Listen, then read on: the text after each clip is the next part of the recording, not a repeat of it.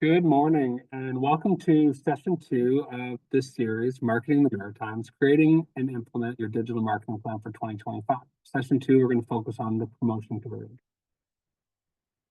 So happy you could join us today.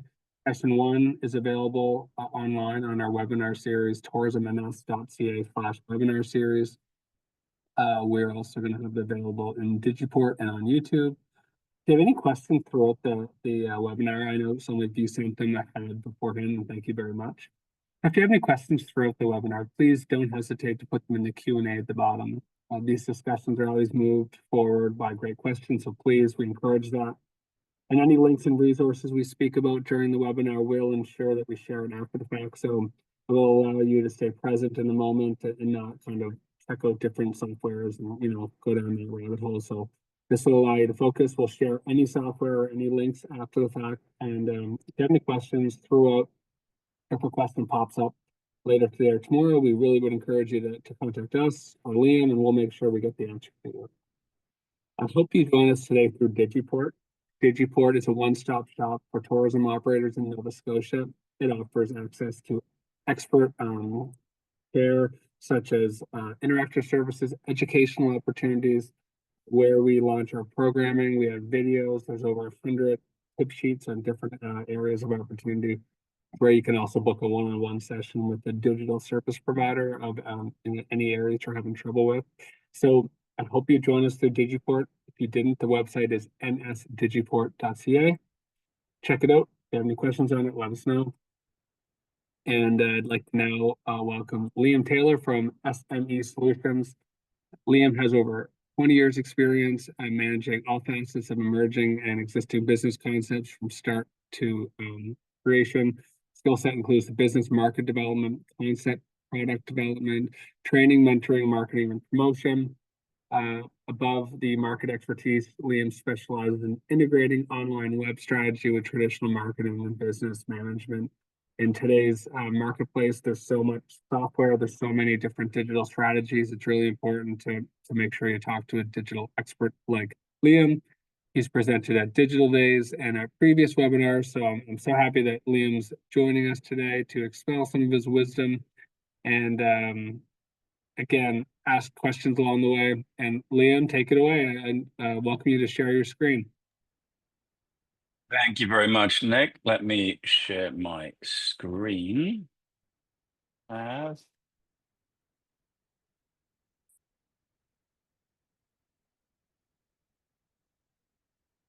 Sure why it doesn't allow me.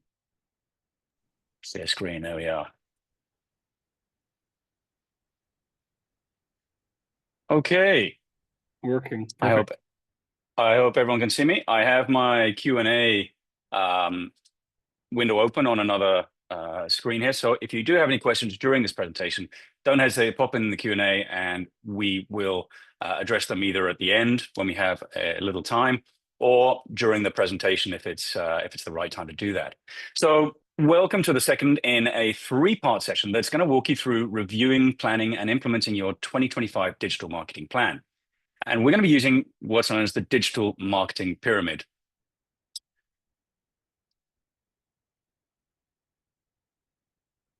The overall aim of this three-part workshop series is to sell more product through your website. And we'll be doing this by focusing on four overarching goals. Consistency of your online presence, which we addressed with your Marie Kondo session last session. Growing your customer base and knowing who they are. Increasing and leveraging customer loyalty, and increasing your efficiency online. Now, those goals are long-term, broad goals. And so what we want to really do is focus in on specific objectives. And this is to increase your reach, your engagement, and the conversion of visitors to customers. Now, in this session in particular, we're going to be taking the next step in defining your digital marketing strategy and focusing your efforts using a framework to generate more client conversions and bookings. And we're going to focus in on understanding the different levels of online marketing to ensure that you're focusing in on the right one at the right time. Understanding and defining your target clients. Last session, we defined your buyer personas. This time, we're going to be showing you how to use that. And then we want to optimize conversions using paid ads, email marketing, really focusing in on conversions. This is a structured approach. And whether you run a local tour company, a boutique hotel, or a unique brand, a unique experience, this framework will help you to attain more visitors and grow sustainably. And we'll cover everything from foundational CNO, SEO, which I know quite a lot of you have asked questions about when you signed up, and website optimization to advanced paid advertising and strategic partnerships. So digital marketing plays a crucial role in the success of tourism businesses. Over 80% of travelers research their trips online before making bookings. And that was a 2023. So I would assume that now it's significantly more than that. So having a strong digital presence is absolutely essential. From SEO, search engine optimization, and social media to influencer partnerships and paid advertising, a well-executed digital marketing strategy ensures you have visibility, engage with your clients, and then grow your customer base. So in the following slides, we'll explore a structured approach to improving the goals we set out at the beginning of this presentation. At the base of the digital marketing pyramid, we start with essential elements to your online marketing, such as your website optimization and SEO. These ensure that your business is discoverable online. As we move up, content marketing, social media, and influencer partnerships drive engagement. Email marketing to really focus in on new clients and existing clients. And finally, paid advertising to help convert those leads into loyal customers. And this structured method ensures that you don't waste any time or resources on ineffective marketing, but build a sustainable long-term strategy that you can apply year after year. So for all these elements, we're going to really bear in mind the measurable objectives, and that is absolutely key. You have to be able to measure the effectiveness of every marketing effort that you make. So we need to measure it with regards to reach, engagement, and your conversions from visitors to customers. So increasing your online visibility or your reach ensures that they can find your tourism business through search engines, social media, and online travel platforms. And once they found you, the next step is to engage your clients. You've got to really communicate to them. You've got to engage them, and it's an emotional purchase. Purchasing a holiday, purchasing an experience, purchasing or going to a restaurant, going to a bed and breakfast. It's an emotional. This is something where you don't take a physical product, you take memories with you. So people really want to emotionally bond with their service providers. And engagement doesn't stop after booking. Remember, enhancing customer engagement through storytelling, social media interaction, and email marketing ensures that travelers can stay excited about experiences and come back year after year and become ambassadors for your business. Each level of the digital marketing pyramid directly supports the goals of reach, engagement, and conversion. So at level 1, we have your website. Your website is the foundation of your digital marketing strategy. It's often the first impression that visitors have of your business. So it's got to be visually appealing, easy to navigate, and optimized for conversions. So we're going to review, firstly, whether your website is mobile friendly and fast loading, as this is essential. Most travelers book their experiences on mobile devices now. If your site is slow or difficult to manage, potential visitors may leave before even making a reservation. Strong branding and storytelling helps differentiate your business from competitors. And using high quality images, engaging videos, and well-crafted messaging brings your tourism experience to life. As I said, people are looking for memories. Additionally, clear navigation and calls to action, or CTAs as they're called, guide visitors towards booking, contacting you, or exploring more about what you offer. And finally, integrating with review platforms like TripAdvisor and Google Reviews helps build credibility and trust and encourages more bookings. So a well-optimized website sets the stage for all other digital marketing efforts, making it the most critical element and the base of the digital marketing pyramid. So firstly, mobile friendly. 68% of online traffic for travel and hospitality websites in 2023 were from mobile devices. So you have to make sure your website is mobile friendly. And how do you do this? Well, the easiest way is to go onto your own iPad, your tablet, your iPhone, your Google phone, navigate to your website and put through a purchase, or try to find some information. Just try and test out your website yourself. You'd be amazed how many people don't actually visit their own website on a regular basis to test it out. Alternatively, you can use online tests. There is SE ranking, there's SEM Rush, there are Google ways that Google can evaluate your website for mobile devices, and I'll move on to that in a moment. So you do need to invest some time in making sure that it's mobile friendly. What happens if you're finding something doesn't work or doesn't look good? Now, this really depends on the platform that you use, but the simplest way is to get in touch with one of the web developers or one of the digital service providers through Digiport and ask them to evaluate your site. So let's have a look at a client site of mine as an example. This is TNT Outdoor Adventures. They have been doing some work with me over the last little bit through some funding that they got with Tourism Nova Scotia, and you can see the site's pretty image heavy. It's a WordPress site, which is a platform that they build websites on, and it had a pretty low mobile rating. You can see there the performance ratings by the Google's page speed um, evaluation term. Evaluation page gave it a 55 out of 100 for performance for the mobile devices, and then the lower one there, it's 82 out of 100 for the desktop. So after a little while, I managed to get it up to 96% on mobile devices, and it made a huge difference. And also 100% down there on the desktop version. Now, I still have a little bit of work to do for SEO for the mobile version, but it is a work in progress. And as I'm going to mention later on, you really need to keep on top of this and make sure that any changes you make to your page, you want to double check and make sure if it's had any impacts on how your page appears on mobile devices.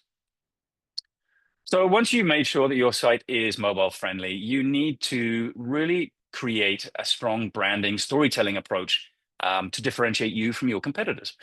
High quality images, engaging videos, and well-crafted messaging really bring it to life. And particularly notable, and obviously we would expect it, Tourism NS and NovaScotia.com have done an excellent job of this. They have emotive images, as you can see on the screen there. You've got a sunset, there's just beautiful imagery. And immediately you begin to think, oh, that looks great. I wonder what that's all about. It starts to create engagement.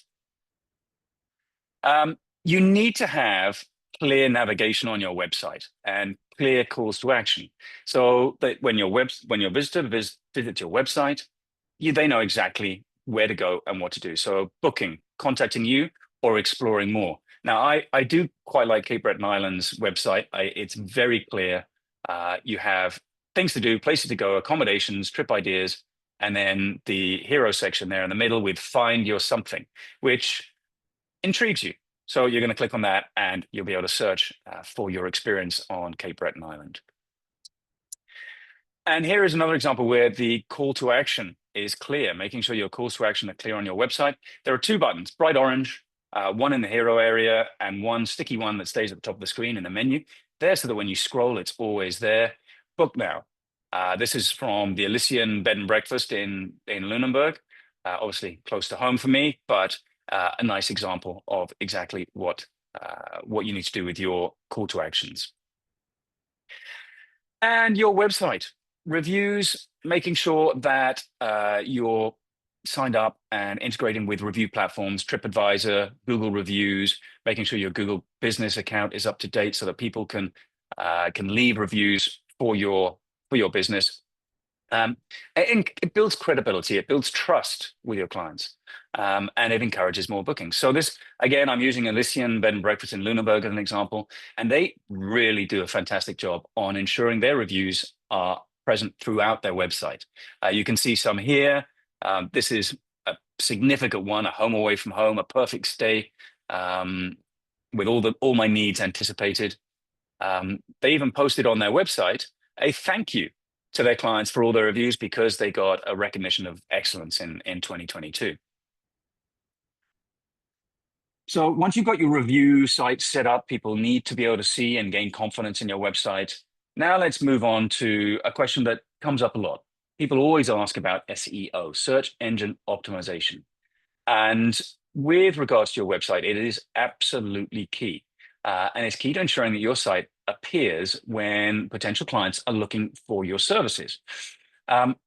And actually, there was a comment in one of the attendees today. They said, okay, I need to find free ways of improving my SEO.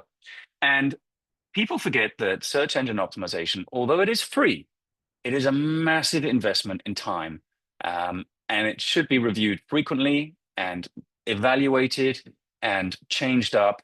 So it is a lot of work, but it definitely isn't free, because a lot of your time will be taken up.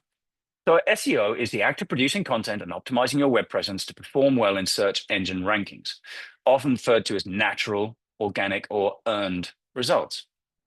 And there are three different elements to search engine optimization. You've got on-page search engine optimization, which refers to efforts made directly to the page you're trying to optimize, your own website.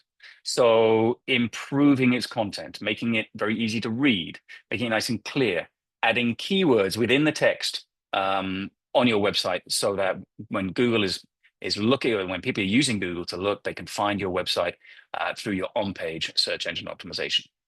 Off-page search engine optimization refers to efforts made on other pages of your site or with other sites. I mentioned last time that when you're cleaning up, you're Marie Kondoing your website or your digital presence, make sure that all those backlinks that you've got with your listings, your OTAs, your review pages, they all link to your website correctly. As the amount of links that your site has improves your visibility in Google. And then you've got technical search engine optimization. So this refers to efforts in the back of your website. It's in the technical area, involving the site's source, code, its sitemap, speed, security, data, more and much more on top of that. So if you are not a digital expert or a coder, one of the ways to really make sure that you've got this is to reach out to Digital Nova Scotia or Digiport and find some information on it, or find a digital service provider who can help you. SEO, the basis of SEO are your keywords, and a solid keyword strategy is essential. So by targeting relevant search items such as top hikes in Nova Scotia or best places to stay in Halifax, your business can appear in more search queries from potential tourists, potential clients. And there are three main differences in keywords. Broad match, it's a default. It's bed and breakfast, BAM, or B&B, for example, restaurant. It'll reach a very wide audience, but it's the most dangerous. It is because it isn't very specific, especially if you use this in paid advertising. A broad keyword can cost you an absolute fortune and result in very few bookings. Phrase match, this is an element that I always use with my search engine optimization and my digital marketing. Offers some versatility of the broad match, but you can control it a little better. And then you've got exact match. This is when people search absolutely specifically for a very specific set of keywords that you've identified. So how do you know what keywords people are searching for, and how do you know which keywords are going to be appropriate for your website? Identifying the best keywords for SEO in your business involves 4 steps: research, prioritization, optimization, and monitoring. So research is finding the relevant keywords. Prioritization is choosing them, because you could have 1,000 keywords, but you really want to bring it down to maybe 10 or 12 keywords for each specific business service or product that you are offering. Optimization, which means putting them in the right place, and then tracking and refining them over time. Which ones are working, which ones aren't. So, and how best to find these keywords? Brainstorm initially. Just get a piece of paper and write down a whole bunch of keywords that you think are applicable to your business. Keywords might be Nova Scotia tours, whale watching, activities in Lunenburg, bed and breakfast. Find out what your competitors are using. You can go online and you can do a keyword search of a specific website. And there are companies like Ahrefs, SEMrush, Ubersuggest, and you can search your competitor's website, and bam, it'll come up with all the keywords that they're using. Now, I'm not saying you should copy them, but you can use them as a basis for your own keyword research. You can use Google Tools. So Google Keyword Planner, if you put in your website, it'll give you a bunch of suggested keywords. Sometimes they're on the money, sometimes they're completely useless, but it's worth using. Google Search Console can do the same. It can also show um, which keywords people are searching for that end up on your website. So that's where Google Search Console comes into its own. And you will need to Google that, sign up for it, and it'll be able to give you the data that you need. It's a lot like analytics, but it's a lot simpler, more straightforward, and is from the perspective of the person searching for your website. So it gives you interesting information on that. Uh, Google Autocomplete. Start filling out the Google search bar and see what pops up afterwards. It's amazing what comes up, and you can also figure out what people are looking for through that. And check your forums and social media. Look at TripAdvisor, Reddit. Have a look what people use in the comments, so that they can you can pull out certain keywords that your audience is using. You as the provider, sometimes you have a little bit of blinkered vision. You think people are only going to be searching for certain words. But if you go and read reviews, comments, they'll be using different terms. That might very well be what they're using to search for businesses like yours. The second step is prioritization, choosing the right ones. So what you can do is you can use online tools, you can use Google Search Console, and you can see how many people search for a specific keyword monthly and see whether or not this is applicable. You can evaluate the competition and difficulty. So if you get a very broad keyword, millions and millions of people could be looking for it. Millions of businesses could be advertising based on that. Forget about it. Use a long tail keyword. So that is a keyword or a key phrase that has up to 5 words, so that you really are making it a little more specific, so that people who are looking for businesses just like yours, I'll use restaurant, for example. How about instead of restaurant as your keyword, use something along the lines of Japanese restaurant in Lunenburg. Okay, you've got a nice phrase there, and people are going to be looking for restaurant, maybe Japanese, maybe Asian food in a specific location. So think about how to organize your key phrases like that. And then search intent. Are they looking to buy or book? Are they looking for information, or are they looking for a specific brand? So transactional, ready to buy. Buy whale watching tours now. So we're going to use just a few examples now. So high intent keywords, book whale watching tours in Nova Scotia. That is transactional. They're ready to book. A long tail keyword is family friendly activities in Lunenburg. Think of family friendly Frank in your buyer persona. So very, very specific, easy to rank for. And then local keywords. People generally look for areas at specific locations, especially with tourism. So Lunenburg seafood restaurant with ocean view, or restaurant near me, things like that people are prompted for when they search for Google. And step 3 is optimizing your keywords, implementing them in the right place. So there are 3 areas where you need to implement these keywords. One is within your website, your structure, your code, the headings, the text, even alt text. So this is the text that pops up if you hover your mouse over a picture, then that is important. Google will search that. Content strategy. So we're going to be touching on this a little later. Blog posts, location-based landing pages, frequently asked questions, guides. These sort of things have to include your keywords as well, because Google will search for those. And then off-page search engine optimization. If you find out a guest has a blog, ask them to write about you. If you find that people are talking about you on social media, interact with them, use your keywords, as well as notes on YouTube videos. If someone takes a YouTube video of your location, your experience, then it's important to contact them, get online, but use your keywords. And how do you track and refine? These are monitoring. Google Search Console, I already mentioned, very, very powerful. Google Analytics, well, that's a given. You need to make sure that you're signed up. Google Business, Google Search Console, Google Analytics. That'll give you all the information you need to really plan your search engine optimization. And then you've got rank tracking tools like SEA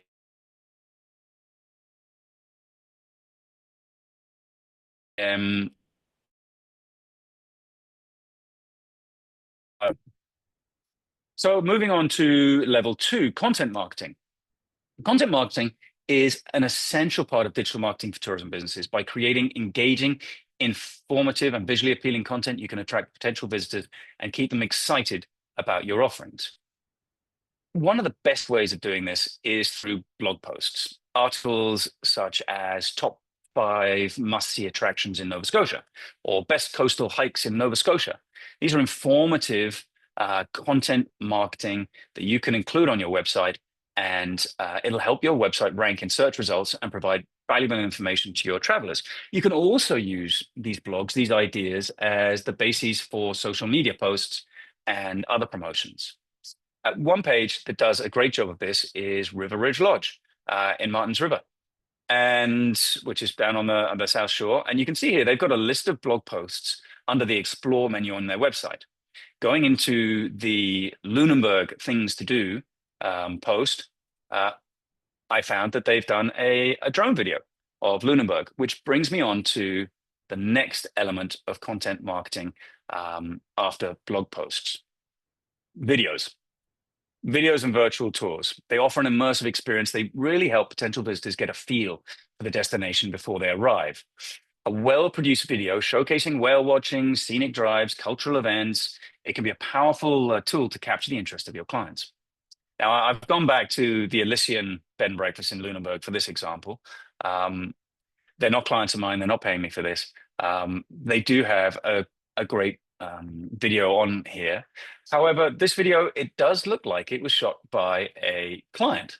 It would be better to use an expert, such as those who work with Digiport to create, and Tourism Nova Scotia, to create really well-produced media. I don't like using videos within presentations, so I won't show it to you. But although it's good and you get a feel for it, it isn't quite up to the, I would say, the standard of the rest of their website. So user-generated content is incredibly important. We'll come to that again. In fact, we'll come to that next. But you do have to be careful how you use it. So user-generated content, UGC. This is guest photos, testimonials, travel stories, videos. It can really provide authentic, natural insights into what future visitors can expect on your website. And it's absolutely key. In this example here, TNT Outdoor Adventures again, I thought I'd include this. They give their customers the ability to upload their photos directly to their website. Share your memories. Bam. It's a great way of getting people to upload their memories, upload their photos to the website. Now, obviously, they do validate these photos before posting them, but it shows that they're really trying to create that bond with their customers. Now, I'm not going to delve into how to generate user-generated content. On the Digiport website, you can find Will Yang's presentation on empowering tourism through user-generated content, which was in September last year. It's still absolutely a great video to watch if you're thinking about how to use your UGC properly. So a strong content strategy keeps these potential customers engaged and inspired to visit your actual location. So in review, content marketing is a powerful way to increase reach, engagement, and conversion by delivering valuable and relevant content to your target audience. It can also be used in other elements in social media posts. So it definitely increases your reach. SEO optimized blog posts, they really get, Google loves those things. It'll really get visitors to your website. It boosts engagement. Once people find your content, you encourage them to interact with it. Try and use interactive content. So people can leave posts. They can click here to get this in a PDF, that sort of element. And it drives conversions because it converts engaged audiences into paying customers and subscribers by using nice, clean, clear calls to action. So we've got the base of your online presence, your website. We then established what content is valuable to ensure your target market finds what it's looking for online, and focused on your 3 objectives to increase this reach, engage, and conversions. Now we're going to review the opportunities for social media for tourism and how to apply them in your business. And the amount of people who've asked about this, I mean, this is what we're here for. This is social after your website and making sure that the content is on there. Social media is the way forward. It is what everybody uses for tourism. It's absolutely vital. So we're going to review the opportunities of social media and how it applies to your tourism business. The platforms like Instagram, Facebook, TikTok, and YouTube, they're ideal for travel marketing. You can post high quality images, reels, short videos that capture the beauty of your experience, capture the beauty of your location. But where and what you post has to be relevant, and it has to link to your objectives of increasing reach, engagement, and conversion. So, Laura, I can't see the attendees at the moment, but you asked, what's the best social media platform, and what social media platforms are most useful? And I got to say, it really depends on your buyer persona. So remember family-friendly Frank and Fiona, here we go. They're going to use different social media platforms than one of the other buyer personas. So here's a chart showing the average demographic for each platform, and you'll be able to get a copy of this after the presentation.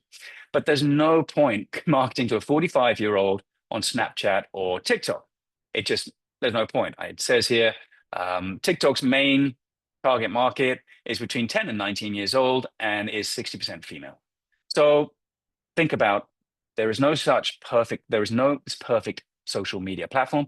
It is the perfect social media platform for your buyer persona, for your customers.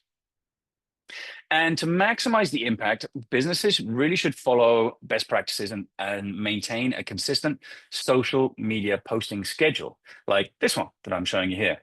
And we're going to actually put together a social media calendar in the next session. And you need to use compelling storytelling and leverage hashtags to increase discoverability. Now, there's a lot of work that goes into this, and I think we've had a message, Shaman. AI change how people see searches. Is there anything to consider with this? And sorry, I thought that was linked to social media posts. We'll cover that at the end. So you know who you're promoting to now. You've got your buyer persona. You've got your target audience. You've used that chart, so you know which platforms they use. And now, what do you post about? There is so much out there that you could post about. And in order to get the best content marketing mix, the key thing is not to talk about yourself all the time, every day. People get a bit bored of, yep, we're the best bed and breakfast. Yep, we're the best experience. Yep, we're the best restaurant. Restaurant. Social media is about networking and engaging. So make sure your content stream reflects that. Talking just about yourself and your products will turn people off from your brand. And this is where the 5-3-2 rule comes into play. So with every 10 posts, you should mix 5 pieces of curated content.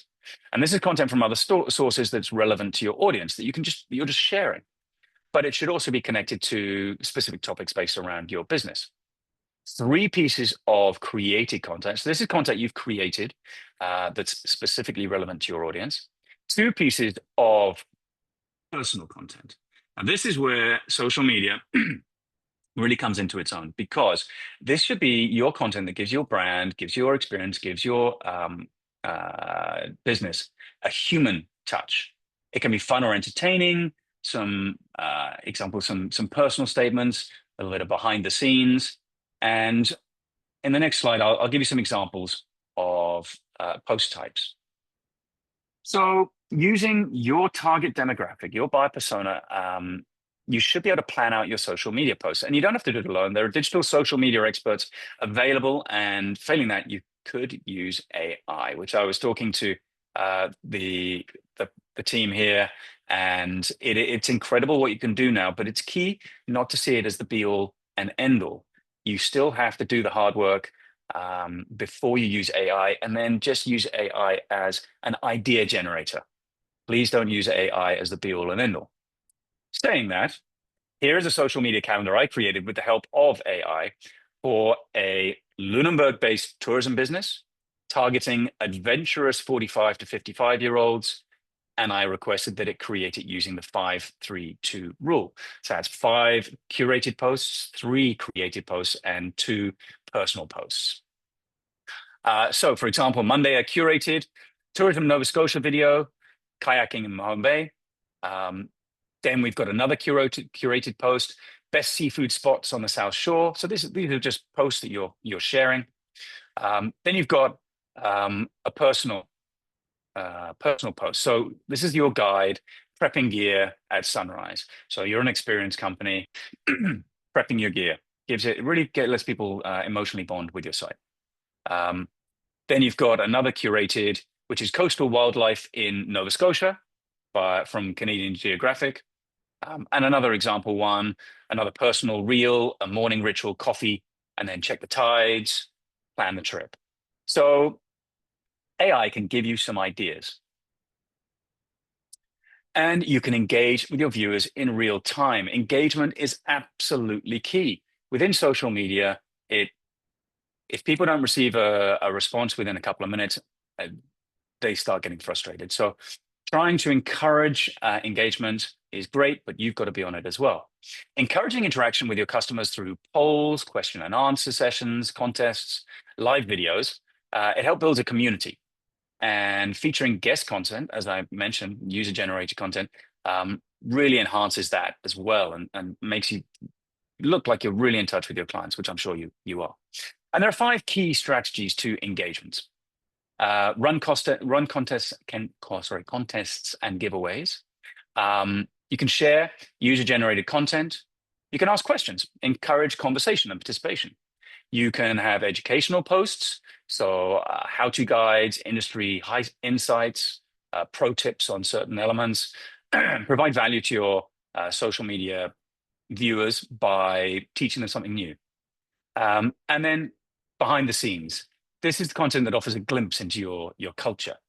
Now, Ingrid Dion has a presentation online with Digiport on maximizing engagement with social media contests and giveaways, which you can find on the Digiport website. So I'm not going to go into this in much depth. But the impact of all these engagement exercises is increased brand awareness, building customer loyalty, increasing your sales opportunities, and it gives you valuable insight and feedback. You'd be surprised how many people don't recognize that engagement within social media sites gives you a lot of feedback on how your business is doing. And I'm going to use an example of that in a moment.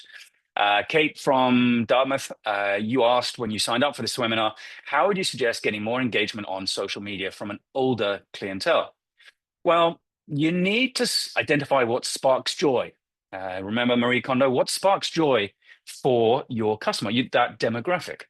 So as an example, I'm going to use a client, Bayview Pines, who I think is online at the moment, whose most engaged post in the last few months was on making marmalade. Now, they got some great engagement with this. People raved about the breakfast in the comments. They got some really nice emotive comments. Oh, I can smell those oranges from here. Yum, yum. These are great comments. And it just shows that this is the sort of thing that excites and gives joy to their customer demographic. And they interacted with the clients immediately. Best breakfast for miles around Nova Scotia. And Joe came back and said, thanks, Carol, how are you? Now, I don't know if they then took that conversation offline, but it shows great interaction engagement with your clients. Happy memories of breakfast with you last summer. Okay, this last one sums up everything I'm trying to say. Tourism businesses are in the business of selling memories. You'll always look back, and it's an emotional bond that you're creating for your clients. So this is a great way of showing, yep, this is a tourism business that generates memories, happy memories. Now, one of the ways to really get traction on your social media is to use influencers. They do all the heavy lifting for you. You don't have to worry about creating your posts. You don't have to worry about videos.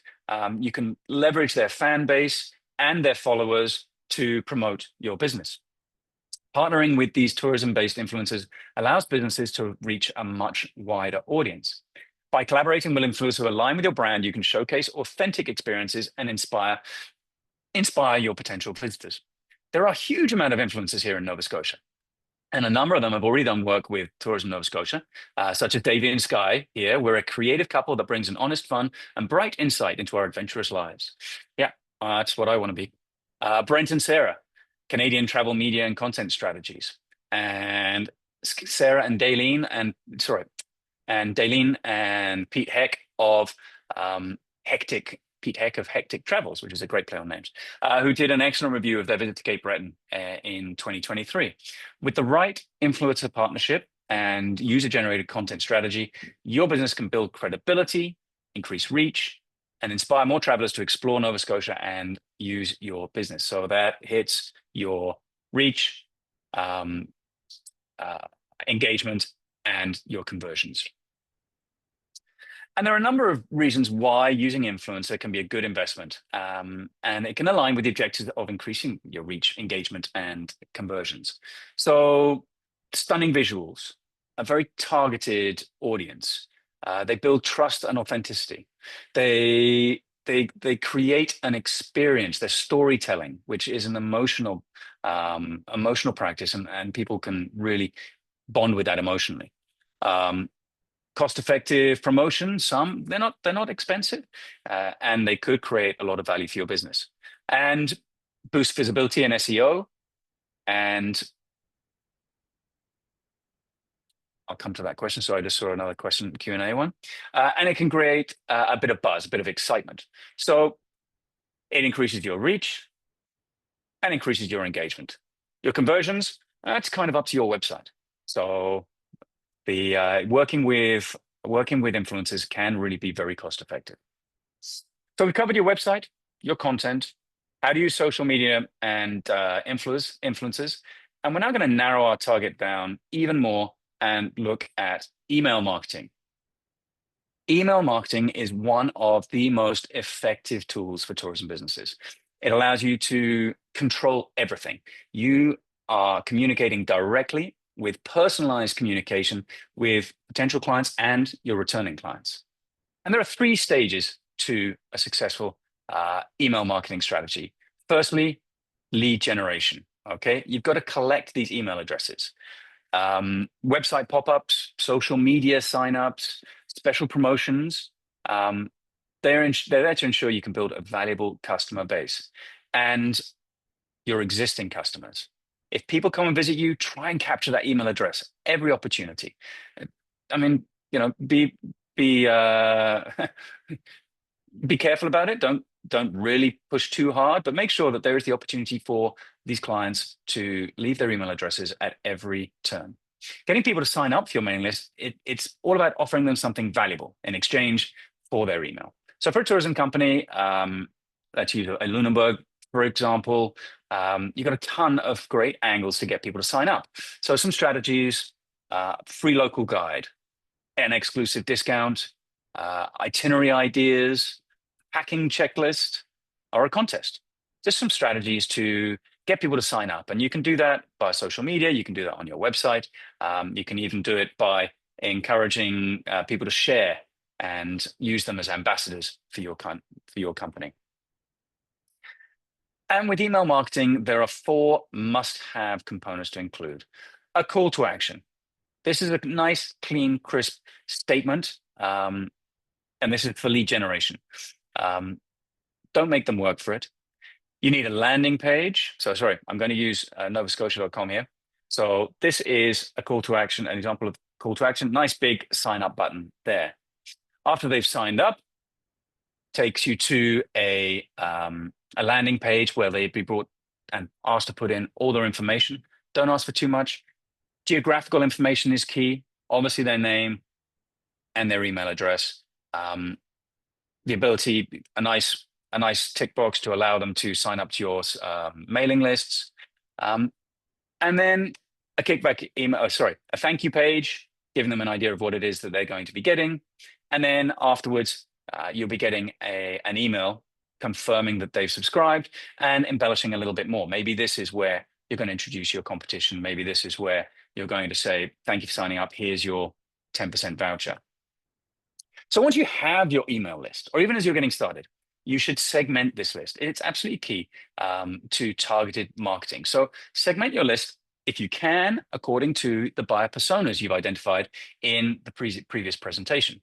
So such as luxury Linda, cultural Claire, adventurous Alex, family-friendly Frank, and eco-friendly Eric. This will allow you to send targeted emails to each segment for specific events or offers. Now, it may be tricky to segment them quite so specifically, but that is the goal. That's what you're really going for. Data shows that opens of emails are 20% higher for targeted emails, and the conversion rate to a sale is 4 to 6% higher. And that's what we're looking for. We're looking to improve those conversion rates. So now you have your segmented email marketing list. You've got all your, you know which demographic you're heading for. You're creating your emails. Now you have to leverage that information and create emails that are engaging and capture the interest of your recipients. So such as this email from American Airlines. Now emails should have 3 elements. It should be focused. This email campaign is created for specific marketing campaigns and promotions for a specific demographic. High conversion rates. Emails are designed with a specific call to action. So you've got to have those call to actions very clear. And make it urgent, seasonal, time-sensitive promotions.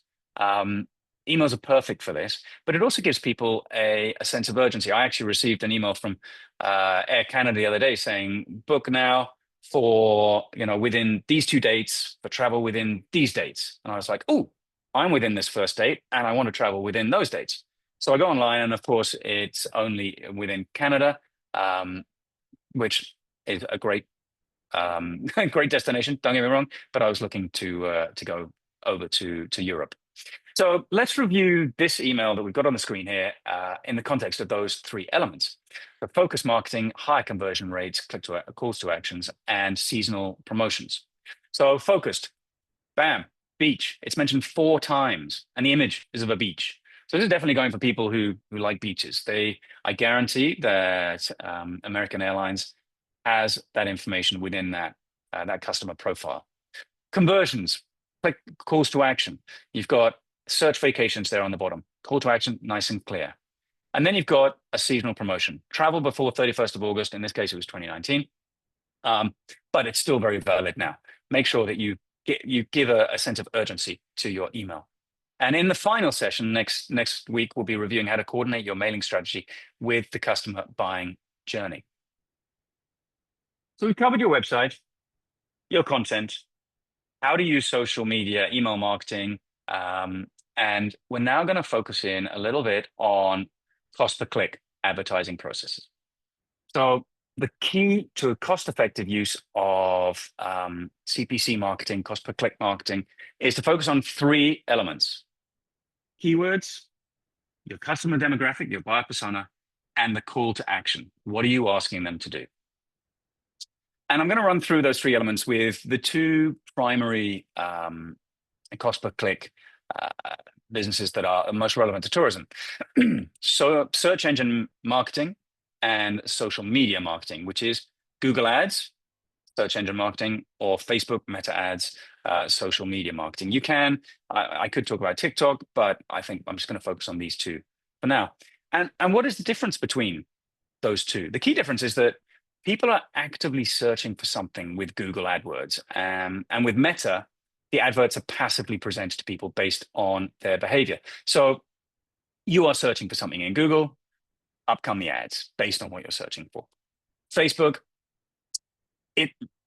we've all had a conversation, and then all of a sudden we're getting adverts in Facebook based on what those conversations were about. That's exactly what it is. It's user behavior. So it goes down to user intent for Google and user behavior for Meta. So which platform you use and why comes down to your customer demographic, your buyer persona.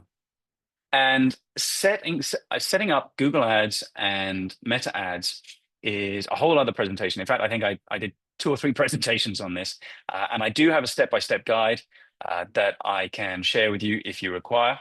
But my recommendation would be to set this up from the get-go is to talk to Digiport, talk to a digital service provider, and make sure that your campaigns are set up correctly. Make sure that you have the material, such as photos and videos, and the tracking is set up to evaluate the success of those campaigns. You do need a few things before you start. I've mentioned this over and over, but you have to know your customer. If you're targeting them specifically, especially within Google Ads and Meta Ads, you have to know your buyer persona and their demographic. And here is an example of when you set up a custom segment within Google, you have to have your demographic, and then you've got your customer segment, I would say, behavior. So people with interests like this, people who search for these terms on Google, social who browse websites similar to. And finally, you need to have your keywords specified for that buyer persona. So as I mentioned earlier before, and one of the worksheets you'll be getting at the end of this presentation is a keyword worksheet, which will help you to identify keywords for each of your products. And finally, you need to have an objective. What are you hoping to achieve with this this cost per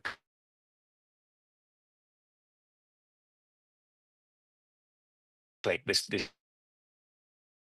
slightly different. Google's quite straightforward. You can see here on the screen. In most cases, you're targeting sales, or you can create a campaign without a goals guidance. But at the moment, Google, nice and clean. Click sales.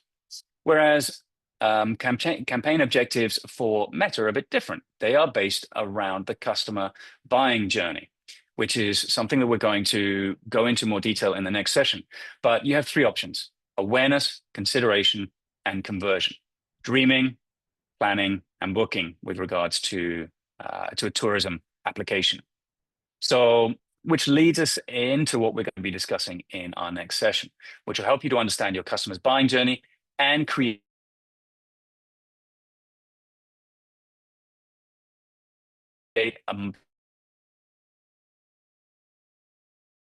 implementing your digital marketing calendar, using the customer buying journey to generate more client conversions and bookings. And we'll be focusing on understanding the customer buying journey, aligning your marketing efforts with each stage to build a seasonal marketing calendar. And then we're going to implement some tools. I'll talk about how best to implement it, execute it, and then most importantly, evaluate how your marketing plans are going. And to help with this, so today our this is to, in addition to the two that you were supplied with last week. So one is a keyword list. You want to define 10 to 12 words for each buyer persona and product that you have. It'll give you a bit of a framework to create some ideas around social media posts, and it'll give you some ideas for how to generate email marketing leads. So it's how to capture your client's email address. Now, Karine, I think we have a new person, and she asked if there was funding available for tourism businesses. Yes, there is. The TDAP for this year has ended, but you can sign up for one-on-one sessions with any of the digital service providers on the Digiport website.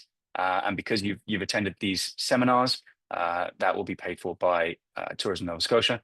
Now, at the moment, I just wanted to add that there isn't a booking button under my profile, but my email is there. So if you would like a one-on-one session about any of the topics that we've discussed, then just search for me under the NS Digiport website and just drop me an email there.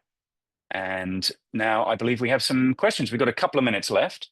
So Karine, creating new content can be tough, especially when promoting your accommodation. It's just a part-time gig. I work full-time elsewhere. Is it okay to reuse previous social media posts? If so, how long should I wait before reposting something, maybe once a year? You can repost. I wouldn't recommend it 100%. I would say using the theme of a post is probably one of the key areas to use. So you can even create a theme around, let's say, so yours is accommodation. You can create as I mentioned, a how-to guide. So a how-to guide, but you can do it in 3 sections. So it also helps engagement. So start your how-to guide and make it 3 sections, and then you can extrapolate on that each time you want to post socially. Use user-generated content. It's incredibly valuable. It creates emotional links with your customers, and they do all the heavy lifting for you. So using user-generated content, photos, reviews, that's a really, really nice, simple, easy way to create some social media posts. Shaman has asked, okay, for social media, when you say curated, would this be from an article online or sharing in stories, for example, or just reposting someone's video and crediting them in it? Yes, all of that. Curated is when you're finding information online that is relevant to your business and relevant to your target market. As long as you credit, then in most cases, it's fine to just share a link. Also, it doesn't have to be here is a link. You can say, hey, I found this link. Give it some personality. I found this link for my clients who love kayaking, then check out these great river kayak things that I found.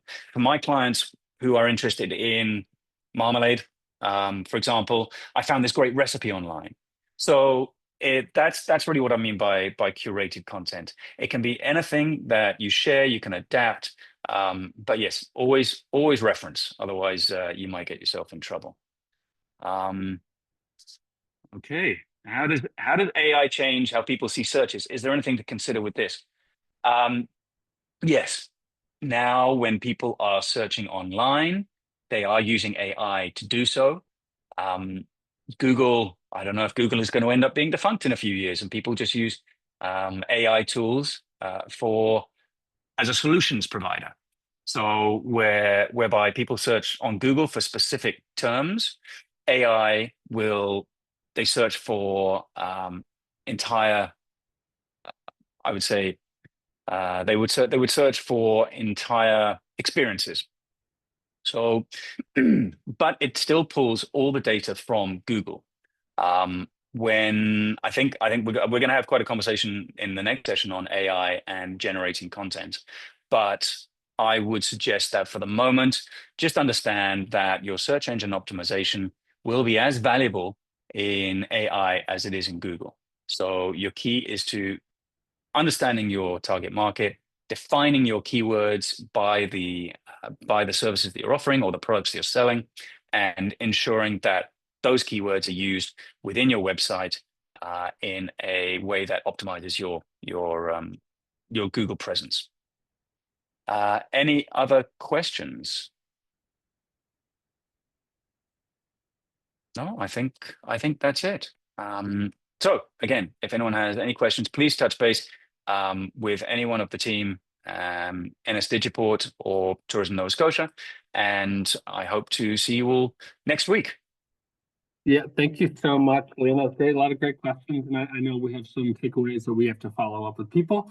And again, we would encourage you to connect with Liam, book a session if you have questions. So let me just take my screen back over. Again, thank you for participating today. A lot of really great, relevant information.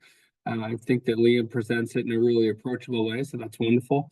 We have a few deadlines coming up. So we had the TDAP program closed on April 4th. The TDAP Communities program still open until April 30th at 4 p.m. So if you're interested in that, you can check it out at tourismns.ca /programs. Our previous webinars, of course, are here at tourismns.ca /webinars-series. We also have the Emerging Destination Program. That's closing at Wednesday, May 7th at 4 p.m. And again, all of our programming is on our website, and specifically under tourismns.ca /programs. But you'd also find any relevant info shared with news and resources. So really great information shared there. So I encourage you to sign up there. And next Thursday, we have Liam coming back for the third in our series of Marketing the Maritimes. Create and implement your digital marketing plan for 2025. And next week, we'll prepare for takeoff, your digital marketing calendar countdown. So these are the building blocks that we're moving towards each week, giving you the necessary relevant information. Again, if you need any of the documents we chatted about, just send us an email. We'll make sure we get it to you to get in contact with us is tnsbusiness@novascotia.ca. Our corporate website is tourismns.ca. Again, that's where all of our programming, our news and resources is there. I'd highly encourage you to sign up for that. Our call to action, so when we market the province, novascotia.com is where we send them. Your business should be on there, and we want to make sure you maximize your listings. You can find us on Twitter at TourismNS, and we're also at LinkedIn at Tourism Nova Scotia. Thank you for staying with us today, and I hope you have a wonderful rest of your day.